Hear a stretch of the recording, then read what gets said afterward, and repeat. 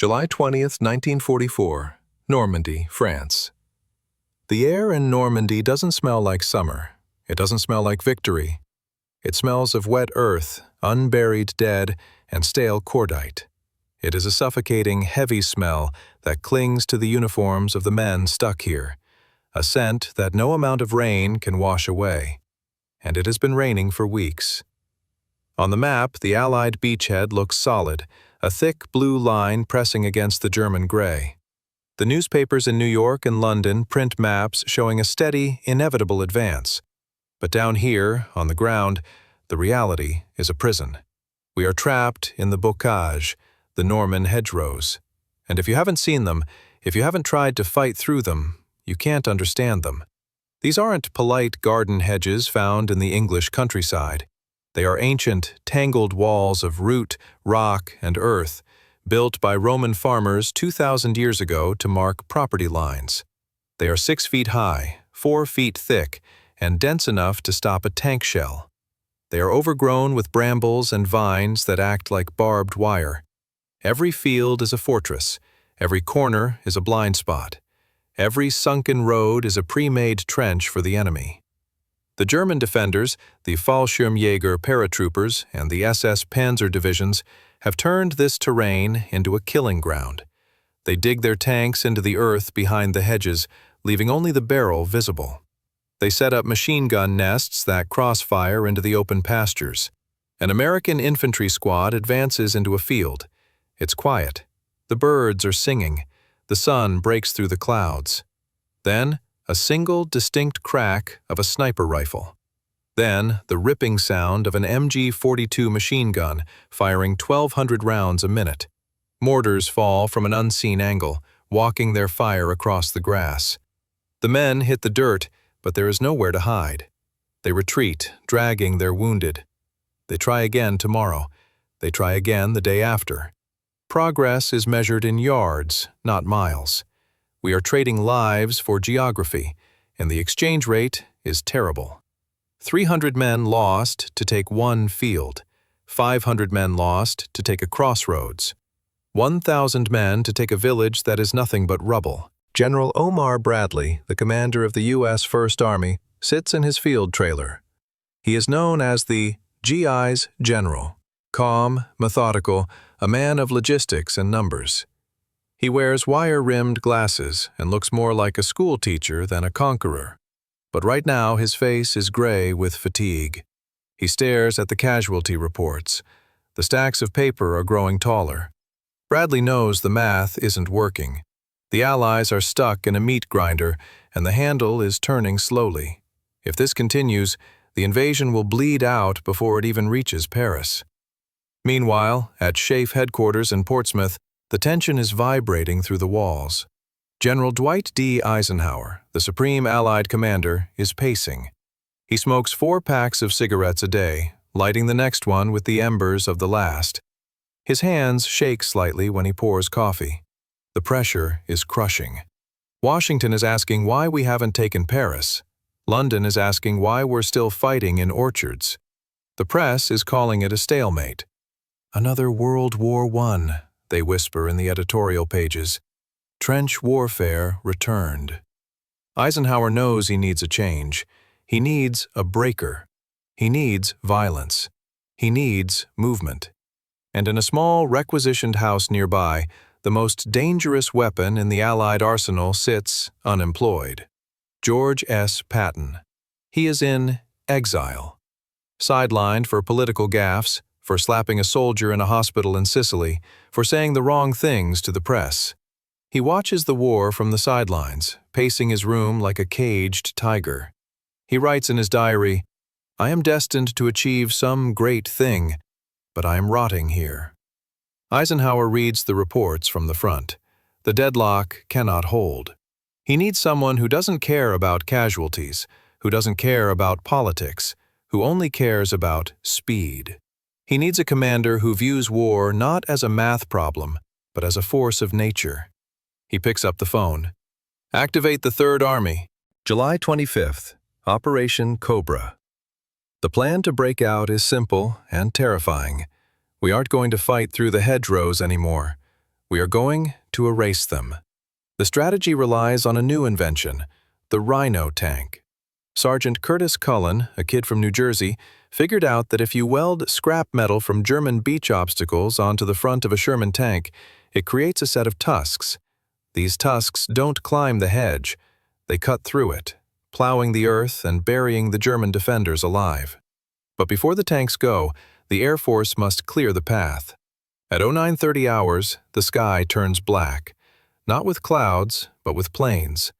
It is the largest concentration of air power in history. 1,500 B-17 and B-24 heavy bombers, 500 fighter bombers. They are concentrating on a tiny rectangle of land near the town of Saint-Lô, a box only a few miles wide. The sound is physical. It shakes the teeth of men 10 miles away. It vibrates the water in canteens. The bomb bay doors open. The earth ripples like water. The carpet bombing is so intense that it creates its own weather system. Dust rises thousands of feet into the air, blotting out the sun. Tragically, the wind blows the smoke back over American lines. Short bombs fall on the U.S. 30th Infantry Division. Lieutenant General Leslie McNair is killed in his foxhole. It is a disaster. But on the German side, it is the apocalypse.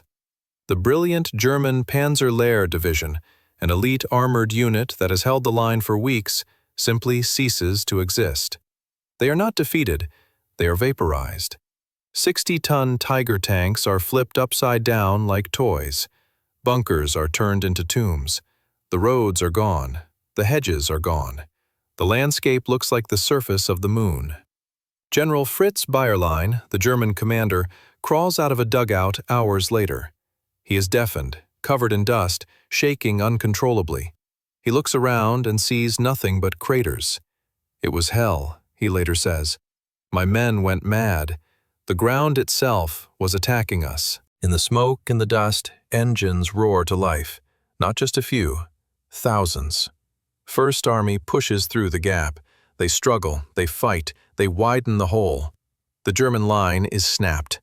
The crust is broken. And then, on August 1st, the coiled spring is released. Patton takes command. August 1st, 1944. Patton stands in the turret of his command vehicle. He is wearing his polished helmet, his ivory-handled revolvers. He doesn't look at maps, he looks at the horizon. He grabs the radio. His voice is high-pitched, squeaky, totally at odds with his bulldog appearance, but it cuts through the static like a knife.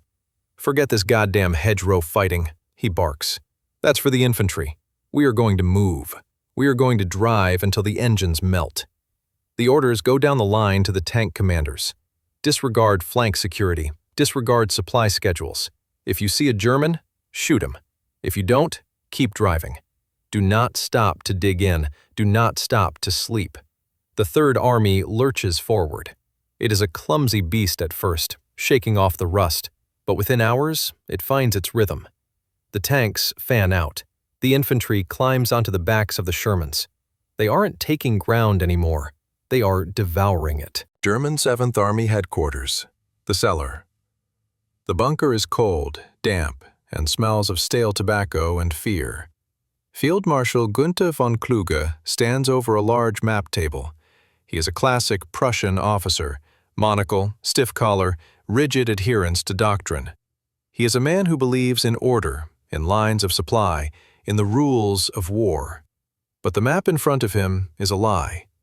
He stares at the red markers representing American units. They are stationary on the map. "Report!" von Kluge barks. His intelligence officer, a young major with dark circles under his eyes, swallows hard. "Herr Field Marshal, we have a report from the 352nd Infantry. They say Americans have broken the line at Avranches." "Impossible," von Kluge snaps, tapping the map with a pointer.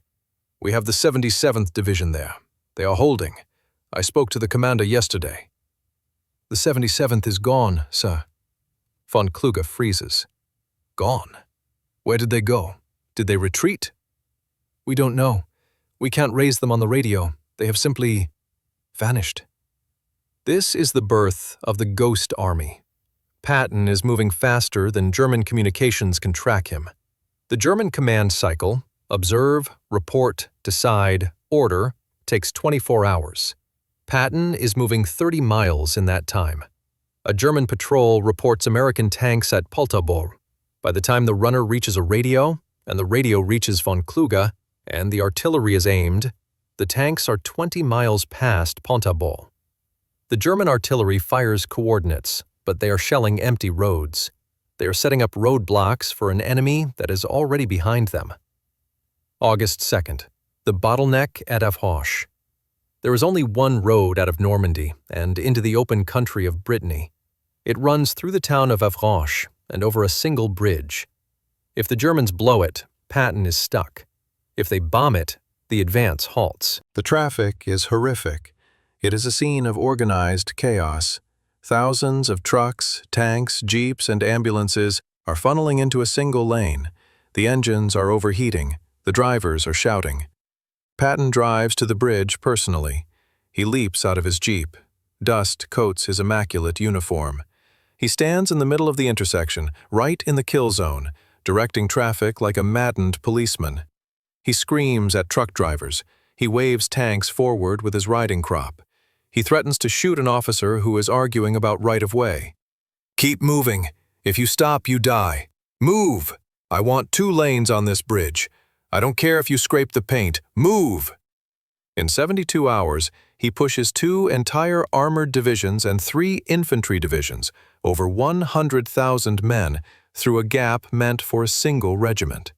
It is a logistical miracle. It is a traffic jam from hell. But it works. The cork pops. August 3rd. The split. Now comes the moment that changes the war. The Third Army bursts into the open. The hedgerows are behind them. The roads are paved and flat. The sun is shining. The original plan, the safe school solution, devised by SHAEF, says Patton should turn west, go into the Brittany Peninsula, capture the ports of Brest and Lorient, secure the logistics, build a supply base. It's the sensible, textbook move. Patton looks west. Then he looks east. West is ports. West is safety. West is a mopping-up operation. East is Paris. East is the enemy. East is the jugular vein of the Third Reich. He calls Bradley. "Brad, I've got the bastards on the run," Patton shouts over the radio. "The door is wide open." "Stick to the plan, George," Bradley cautions. "Secure Brittany. We need the ports." "I'm sending 1 corps west to handle the ports. That's enough. I'm taking the rest, the 4th Armored, the 90th, and turning east." Bradley hesitates. The line is silent for a moment. This move leaves a 200-mile open flank. It violates every rule of warfare. If the Germans cut the supply line at Avranches, Patton's army will be strangled. He will be cut off deep in enemy territory. But Bradley hears the confidence in Patton's voice. He hears the momentum. He knows that sometimes the most dangerous move is the safest one. "Go," Bradley says, "but watch your flank." August 4th. The room at SHAEF. We return to the scene that defines the campaign. Eisenhower is standing over the map table. The room is filled with British and American officers, sipping tea and coffee, waiting for the morning briefing. An aide enters, looking confused. He holds a message slip. He walks to the map and places a pin. It is deep, impossibly deep, into French territory, near Rhine, near Vannes. Eisenhower frowns. He puts down his coffee cup. "Lieutenant, check that coordinate again. That's an error. That pin is 50 miles ahead of a line." "Check 3 times, sir. It's the 4th Armored. Confirmed by aerial reconnaissance." Eisenhower traces the line with his finger. 100 miles, 4 days. He looks at the British officers, who are staring in disbelief. He looks at his own staff. The silence in the room is heavy. "Good God," he whispers. "He's already there." The room is silent. They aren't just looking at a map update. They are looking at the death of the German defensive strategy. The Germans are trying to build a wall, But Patton is already inside the house.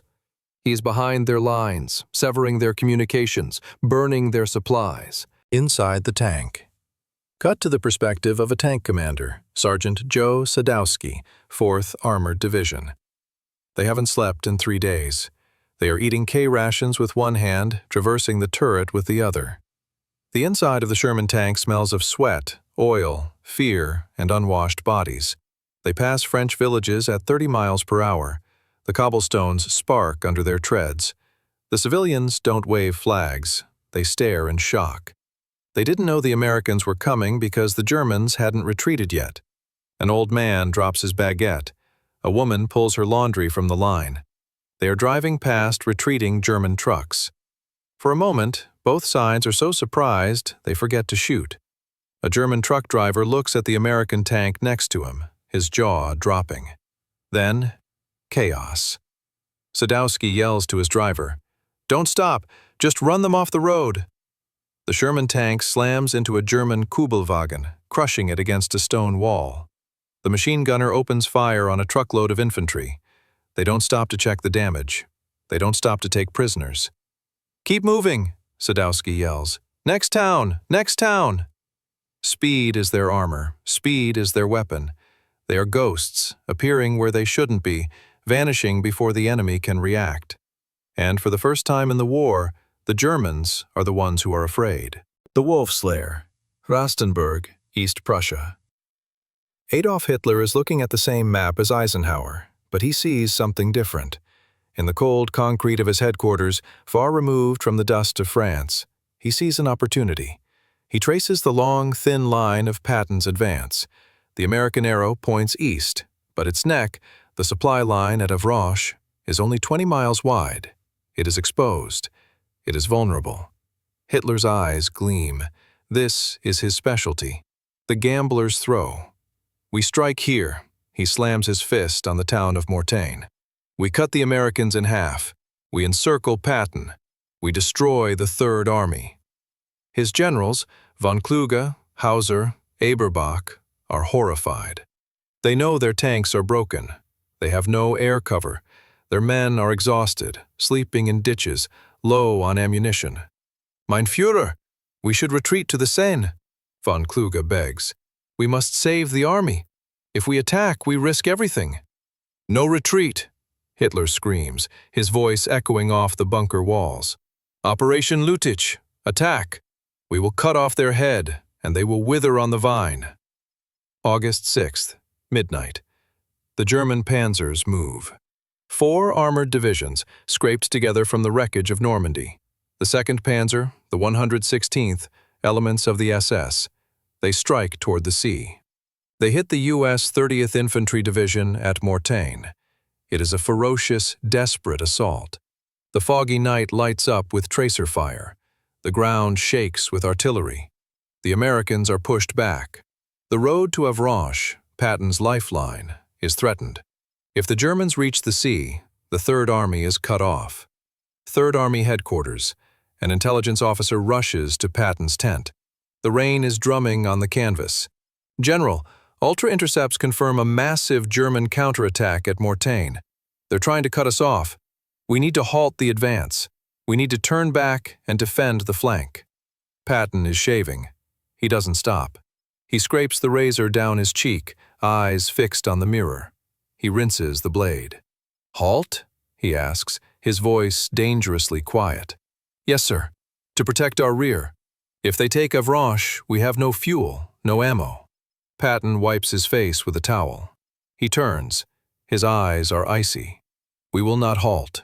We will not turn back." "But, sir, the supply line." "The Germans are sticking their head in a meat grinder," Patton growls. "I don't care about the supply line.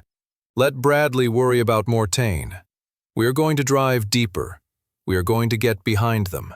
It is a decision of terrifying arrogance. If the Germans break through at Mortain, Patton's army will starve. He will be surrounded. It could be the greatest American military disaster in history. Patton is betting everything on the U.S. 30th Infantry holding the line, and he is betting that he can kill the Germans faster than they can kill him. The Battle of Mortain. On a hilltop known as Hill 314, a single battalion of American GIs is surrounded. They are the cork in the bottle. They are shelled for 5 days. They run out of food. They run out of water. They drink the water from the cooling jackets of their machine guns. They steal turnips from the fields at night under the light of flares. The German SS charge up the hill screaming. The Americans beat them back with grenades and bayonets, but they do not break. Because they hold, the German arrow blunts. The panzers grind to a halt in the rocky terrain. The trap has failed to spring. And while the Germans are fixated on Mortain, trying to cut the rope, Patton is circling behind them with the knife. August 12th. The German attack stalls. Patton has swung his 15th Corps north. He is now behind the German army that is attacking Mortain. Von Kluge calls Hitler. The line crackles with static. Mein Führer, the attack has failed, and now Patton is behind us. We are the ones being encircled. Hitler is silent. The trap has snapped shut. But not on Patton, on the entire German 7th Army. The map room. The situation has changed. It is no longer a race, it is a noose. British and Canadian forces under Montgomery are pushing down from the north, grinding through heavy resistance. Patton is pushing up from the south, moving fast.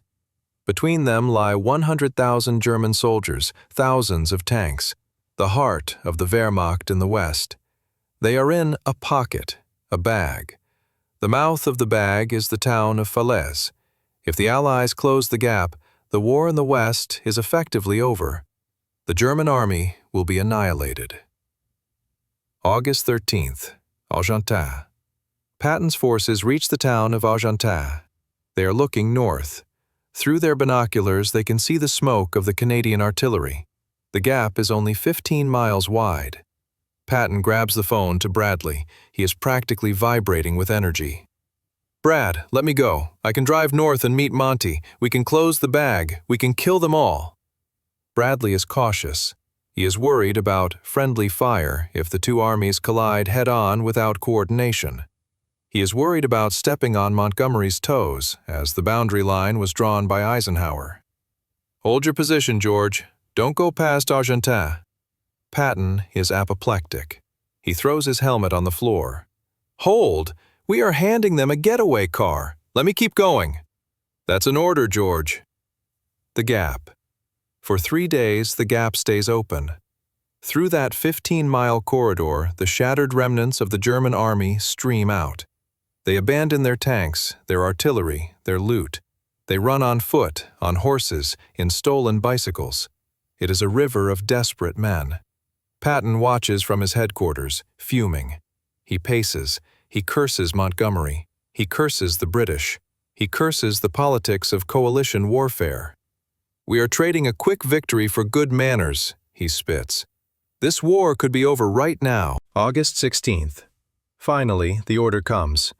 Close the gap. The Polish Armored Division, fighting with the Canadians, pushes south to hold the critical high ground known as the Mace. The U.S. 90th Infantry Division pushes north. They slam the door shut. Inside the pocket, it is the apocalypse.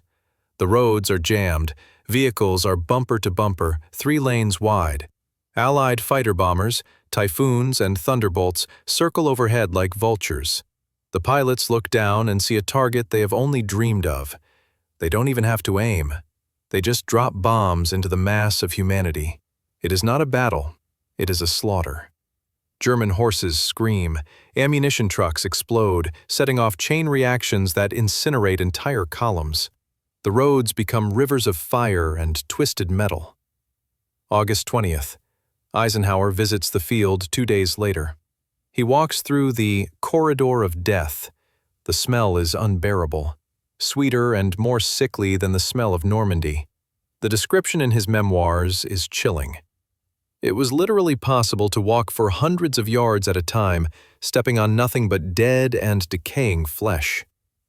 The German 7th Army is destroyed. 10,000 dead, 50,000 captured. The fields are littered with the wreckage of an empire. But 40,000 escaped. These 40,000 hardened veterans, the ones who ran while the gap was open, will retreat to the German border. They will reorganize. They will fight again in the Battle of the Bulge. Patton knows this. "We should have caught them all," he tells his staff, looking at the devastation with cold eyes. "We left the job half done." But there is no time for regret. The road to Paris is open. The road to the Seine is open. "Pack up," Patton orders. "We're going east." The race to the Seine. The Third Army is now moving with a velocity that defies physics. They cross the Seine River on August 19th. How? They don't wait for bridge engineers. They find shallow points. They lash captured German barges together. They drive tanks across railway trestles meant for trains, the tracks screaming under the weight. One division commander asks Patton for permission to pause for maintenance. "My tanks are breaking down, General. The treads are wearing out. The engines need overhauls." Patton's response is immediate. "Then walk, but don't stop." August 25th, the liberation of Paris. While the world celebrates the liberation of Paris, champagne, girls kissing soldiers, flags waving under the Arc de Triomphe, Patton bypasses the city. He doesn't care about parades. He cares about the Rhine. He knows the Germans are reeling. They are broken. There is no defensive line between him and Germany. The Siegfried Line is unmanned. "The door is kicked in," he tells Bradley. "We can end this war in 10 days. His tanks are 60 miles from the German border. The prize is right there. August 28th, the warning lights. But there is an enemy Patton cannot outmaneuver: math. A Sherman tank gets 1 mile per gallon. A heavy truck gets 4. The Third Army consumes 350,000 gallons of gasoline per day. The supply lines stretch all the way back to the beaches of Normandy, 400 miles away. The Red Ball Express, the massive truck convoy system, is running 24 hours a day. African-American drivers push their trucks until they fall asleep at the wheel, bypassing speed governors to get supplies to the front. But they can't keep up. The hose is too long. At the depots, quartermasters are making hard choices. There is only so much fuel to go around. Montgomery in the north is preparing a massive attack to capture the Ruhr, Operation Market Garden. He demands priority on supplies. Patton, in the south, is demanding priority. Eisenhower looks at the ledger. He has to choose. He cannot support both thrusts. August 30th, 3rd Army HQ. A supply truck arrives. The drivers look sheepish. Patton's quartermaster checks the manifest. He pales. "Where is the gas?" "We don't have gas, sir. We have winter coats and mail." Patton hears this. He storms out of his tent, his face purple with rage. "Winter coats? It's August. I can't drive a tank with a winter coat." He calls SHAEF. He begs. He threatens. He offers to steal gas from the First Army. "I can reach the Rhine in 2 days. Give me the gas. If you give it to Monty, he'll just sit on it." "I'm sorry, George," Eisenhower says. "The decision is made. The supplies are going north." September 1st. The halt. It happens near the Moselle River. One by one, the engines sputter and die. The 4th Armored Division, the tip of the spear, stops. The silence is deafening. For 30 days, the roar of engines has been the soundtrack of their lives. Now, there is only the wind and the distant sound of birds. A tank commander kicks the treads of his silent machine. He looks through his binoculars. He can see the hills of Germany. They are right there, 10 miles away, empty, undefended. But without fuel, his 30-ton tank is just a steel pillbox. In the distance, the sound of digging begins. The Germans are digging in. They are pouring concrete. They are mining the roads. They are moving troops into the Siegfried Line. The window of opportunity, opened by sheer violence and speed, is sliding shut. Patton stands in a field, watching the sunset over the stationary tanks. He takes a cigar from his pocket. He lights it. He knows what is coming. The winter, the mud. The Battle of the Bulge. Thousands more letters to mothers in Ohio and New York. He thinks back to the map room, to the look on Eisenhower's face. Good God, he's already there. They were the right words, but they weren't enough. Patton was there, but he needed to go further. And now, the Ghost Army has to wait for the world to catch up.